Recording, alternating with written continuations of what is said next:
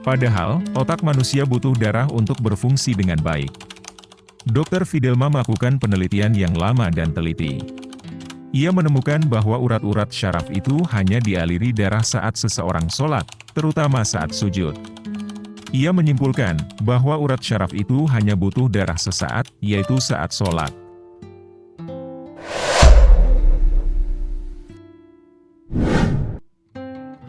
Assalamualaikum warahmatullahi wabarakatuh.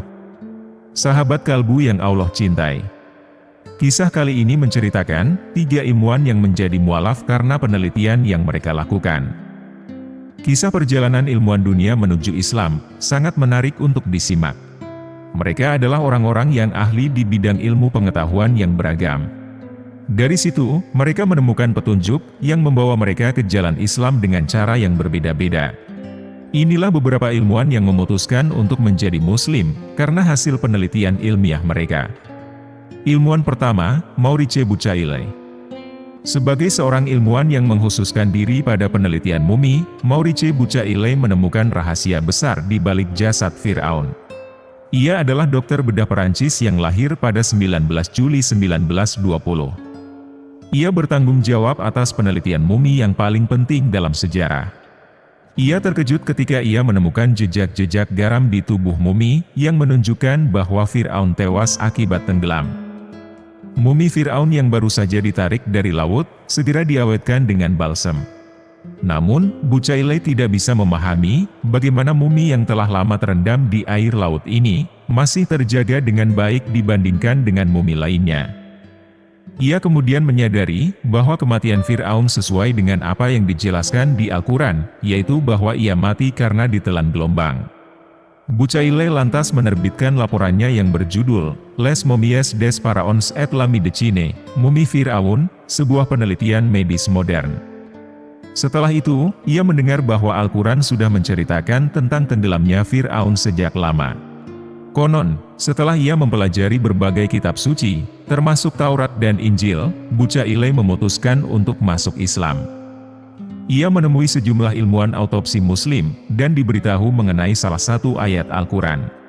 Maka pada hari ini, kami selamatkan badanmu, supaya kamu dapat menjadi pelajaran bagi orang-orang yang datang sesudahmu, dan sesungguhnya, kebanyakan dari manusia lengah dari tanda-tanda kekuasaan kami, bunyi surah Yunus ayat 92.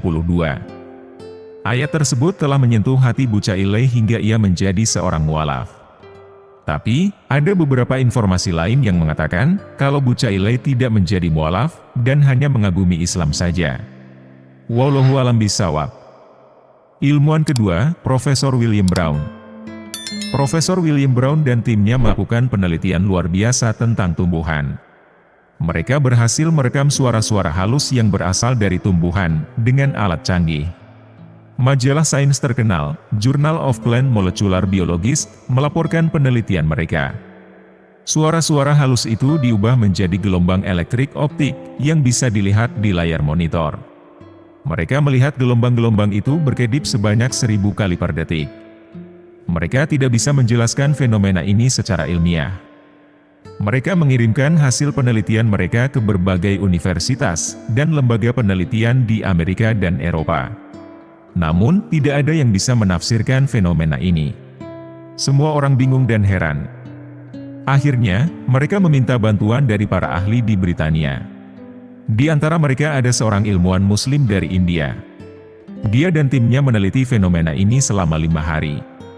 Mereka terkejut ketika mereka melihat gelombang-gelombang itu membentuk lafaz Allah di layar.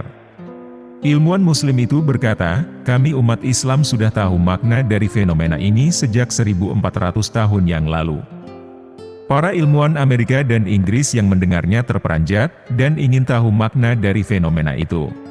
Lalu, ilmuwan Muslim itu membacakan ayat Allah dari surah Al-Isra, ayat 44. Artinya, langit yang 7, bumi, dan semua yang ada di dalamnya bertasbih kepada Allah. Dan tidak ada sesuatu pun melainkan bertasbih dengan memujinya, tetapi kamu tidak mengerti tasbih mereka. Sungguh, Dia Maha Penyantun, Maha Pengampun. Tidaklah lain suara denyutan itu, melainkan lafaz Allah, sebagaimana yang tampak pada layar monitor. Para ilmuwan Muslim yang berada di aula terdiam dan terpesona. Mereka menyaksikan salah satu dari banyak mukjizat Islam. Mereka menyadari bahwa semua makhluk bertasbih kepada Sang Pencipta. Profesor William Brown penasaran dengan agama yang dibawa oleh Nabi Muhammad 1400 tahun yang lalu, yang berkaitan dengan fenomena ini. Ia mendekati ilmuwan Muslim itu dan meminta penjelasan tentang Islam. Ilmuwan Muslim itu memberinya Al-Quran dan terjemahnya sebagai hadiah. Beberapa hari kemudian, Profesor William Brown memberikan ceramah di Universitas Carnegie Mellon. Ia berkata, selama 30 tahun berkecimpung di bidang ini, aku tidak pernah menemui fenomena seperti ini. Tidak ada ilmuwan lain yang bisa memberi tafsir, atau penjelasan ilmiah tentang fenomena ini. Tidak ada pula kejadian alam yang bisa menjelaskannya. Hanya ada satu sumber yang bisa memberi tafsir, yaitu Al-Quran. Ia tidak punya pilihan lain selain mengucapkan, "Aku bersaksi bahwa tidak ada Tuhan selain Allah, dan bahwa Muhammad adalah hamba dan utusannya." Profesor William Brown mengumumkan bahwa ia telah masuk Islam, di depan para pendengar yang hadir di ceramah itu. Ilmuwan ketiga, Fidelma O'Leary. Sebagai profesor biologi di Universitas St. Edward di Austin, Texas, Amerika Serikat, Fidelma O'Leary meraih penghargaan Woman of Spirit tahun 2012. Ia juga seorang profesor neuroscience dan dokter neurologi di Universitas Texas. Ia menemukan Islam sebagai agama yang memberinya kedamaian. Dr. Fidelma tertarik dengan syaraf-syaraf di otak manusia. Ia kagum ketika ia menemukan bahwa ada beberapa urat syaraf yang tidak dialiri darah. Padahal, otak manusia butuh darah untuk berfungsi dengan baik. Dr. Fidelma melakukan penelitian yang lama dan teliti. Ia menemukan bahwa urat-urat syaraf itu hanya dialiri darah saat seseorang sholat, terutama saat sujud. Ia menyimpulkan bahwa urat syaraf itu hanya butuh darah sesaat, yaitu saat sholat. Dr. Fidelma penasaran dengan Islam. Ia membaca buku-buku keislaman dan berdiskusi dengan teman-temannya yang Muslim. Ia akhirnya memutuskan untuk masuk Islam dengan mengucapkan 2 kalimat syahadat. Allah Subhanahu wa Ta'ala memberinya hidayah dan iman. Dr. Fidelma sangat yakin dengan Islam. Ia membuka klinik pengobatan dengan Al-Quran. Ia mempelajari dan menerapkan pengobatan Islami dengan menggunakan ayat-ayat Al-Quran dan anjuran-anjuran Al-Quran dan hadits Nabi, seperti berpuasa, madu, habbatus sauda, minyak zaitun, dan lain-lain. Dan itulah kisah 3 ilmuwan yang memilih mualaf karena penelitian yang mereka lakukan. Semoga kita bisa mengambil hikmahnya dan bisa meningkatkan keimanan kita. Wallahu a'lam bishawab. Terima kasih sudah menonton video ini sampai akhir. Jangan lupa like, komen, dan subscribe channel Ruang Kalbu. Wassalamualaikum warahmatullahi wabarakatuh.